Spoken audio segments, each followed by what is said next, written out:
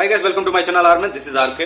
ఏపీలో పొత్తు కారణంగా జనసేన పార్టీ ఈసారి ఎన్నికల్లో 21 అసెంబ్లీ 2 ఎంపీ స్థానాలు మాత్రమే పోటీ చేస్తుంది. అయితే జనసేన పార్టీకి చెందిన గాజు గ్లాస్ గుర్తును ఈసీ ఫ్రీ సింబల్ కేటగిరీలో చేర్చడంతో సమస్య వచ్చి పడింది. తాము పోటీ చేయని చోట్ల గాజు గ్లాస్ గుర్తును ఇండిపెండెంట్ అభ్యర్థులు కేటాయించవద్దంటూ జనసేన పార్టీ ఏపీ హైకోర్టును ఆశ్రయించింది.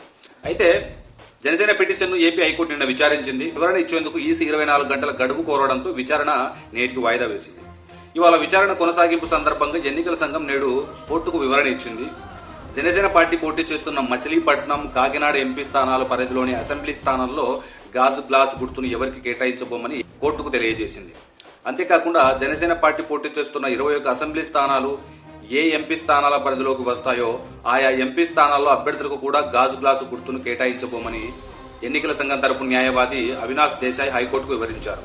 ఒక విధంగా ఇది జనసేనకు పాక్షికంగా ఊరటగానే చెప్పుకోవాలి. ఎందుకంటే జనసేన పోటీ చేసే స్థానాలు మినహాయించి మిగతా చోట్ల ఎవరికైనా గాజు గ్లాసు గుర్తు కేటాయిస్తే ఓట్లు చీలే ప్రమాదం ఉందని జనసేన నేతలు ఆందోళన వ్యక్తం చేస్తున్నాయి. వాస్తవానికి ఈ గాజు గ్లాసు ఫ్రీ సింబల్ అంశం పట్ల జనసేన పార్టీ ఆందోళన చెందాల్సిన అవసరం లేదు. జనసేన అభ్యర్థులకు అసలు సమస్య లేదు గనక. కానీ కూటమి అభ్యర్థులు కొంత నష్టపోవచ్చు.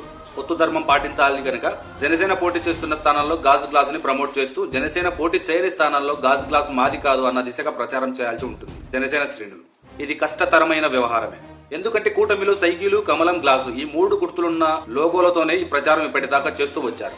సో ఉన్నపలంగా టీడీపీ, బీజేపీ ఈ గాజు గ్లాసు విషయమై ఒకంత ప్రత్యేక శ్రద్ధ పెట్టాల్సి వస్తుంది. ప్రధానంగా రెబల్ అభ్యర్థులకు గాజు గ్లాసు రావడం పలు అనుమానాలకు తావిస్తోంది. జగ్గంపేటలో జనసేన రెబల్ అభ్యర్థికి గాజు గ్లాస్ దక్కితే టీడీపీ రెబల్ అభ్యర్థికి ఓ చోట గాజు గ్లాసు ఎన్నికల సింబల్ గా దక్కడం గమనార్హం. తెలంగాణలో సినీ నటి సాహితీ దాసరి స్వతంత్ర అభ్యర్థి లోక్సభ గాజు గ్లాస్ దక్కింది. ఈమెపై గతంలో ట్రోలింగ్ జనసేన శ్రేణుల నుంచి జరిగింది. జనసేన పార్టీకి ఎన్నికల్లో మంచి విజయం దక్కితే శాశ్వతంగా ఆంధ్రప్రదేశ్ రాష్ట్రంలో ఆ పార్టీకి గాజు గ్లాస్ అనేది కామన్ సింబల్ గా ఉండిపోతుంది. అప్పటికి ఈ ఫ్రీ సింబల్ కష్టాలు ఉండవు. జై హింద్.